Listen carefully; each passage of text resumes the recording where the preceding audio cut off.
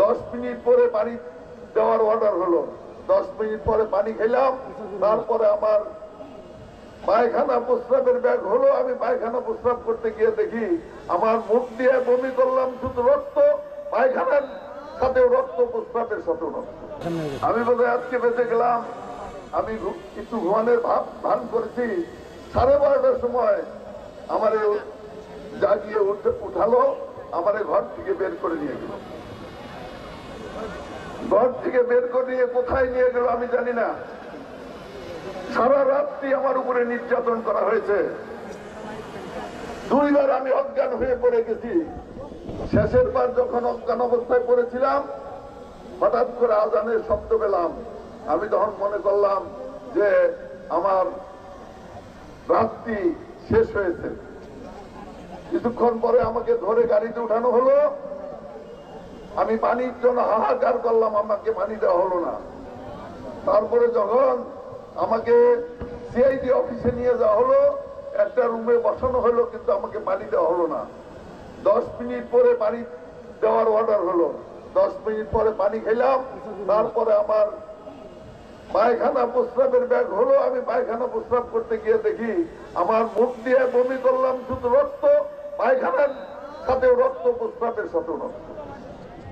প্রিয় বন্ধুগণ, এই অবস্থায় পরের দিন কোর্টের বারান্দায় আমাকে ফেলে রাখা হয়েছিল। আমি মনে করেছিলাম যে মৃত অবস্থায় বোধহয় আমি পড়ে আছি। আমাকে 164 দেই নাই, এই কারণে আবার রিমান্ডে চাওয়া হয়েছে। প্রিয় বন্ধুরা আমার, হঠাৎ করে দেখলাম কোর্টের বারান্দায় যখন টেবিলের উপরে আমার শোয়া রাখা হয়েছে, 2 জন পুলিশ গরম পানি নিয়ে এসে গরম পানি মধ্যে রুমাল দিয়ে গরম করে আমার হাত পা সেঁকে দিচ্ছেন। কিছুক্ষণ পর চা খাওয়ালেন, তারপরে কোর্টে নিয়ে গেলেন।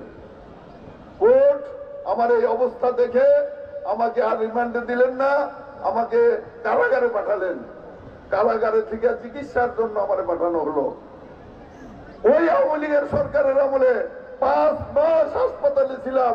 তাহলে আপনারা উপলব্ধি করেন যে কি নির্যাতন আমাদের উপর হয়েছে, কি অত্যাচার তারা করেছে, কি জুলুম করেছে। এটা তো আমার কথা বললাম, যে মাওলানা আব্দুল সালামের কথা বললাম, 164 দেওয়ার পরেও তিনি পরবর্তী টাইমে কিন্তু ওই কারাগারে মৃত্যুবরণ করেছেন। কারাগারে মৃত্যুবরণ করেছেন। এমন অত্যাচার আমি দেখেছি। এখানে হয়তো বিডিআর এর অনেক সদস্য থাকতে পারেন। অনেক বিডিআর এর সদস্যদেরকে জেলখানায় হাসপাতালে নিয়ে যাওয়া হয়েছে। আমি দেখেছি যে ড্রিল মেশিন দিয়ে কাঠ সিদ্ধি করে, সেই ড্রিল মেশিন দিয়ে তার হাঁটু সিদ্ধি করে দেওয়া হয়েছে, বুকের পিঠের পাঁজর সিদ্ধি করে দেওয়া হয়েছে। পরে কাঁদতে কাঁদতে 7 দিন 10 দিন পরে মৃত্যুবরণ করেছে। এই ছিল আওয়ামী লীগের অত্যাচার, আওয়ামী লীগের নির্যাতন, আওয়ামী লীগের জুলুম। প্রিয় বন্ধুরা আমার, শুধু বলতে চাই যে জুলুম, অত্যাচার পরম করুণাময় আল্লাহ তাআলা দেখেন, কিন্তু ছেড়ে দেন না, ছেড়ে দেয় নাই। সেই জুলুমবাজ হাসিনাকে দেশ থেকে পালাতে বাধ্য হতে হয়েছে। কাজেই জুলুম, অত্যাচার, নির্যাতন বেশি দিন টিকে না। এই নির্যাতন করে নাই, আপনারা এখানে জানেন। আমার স্ত্রী বক্তৃতা দিল, তাকেও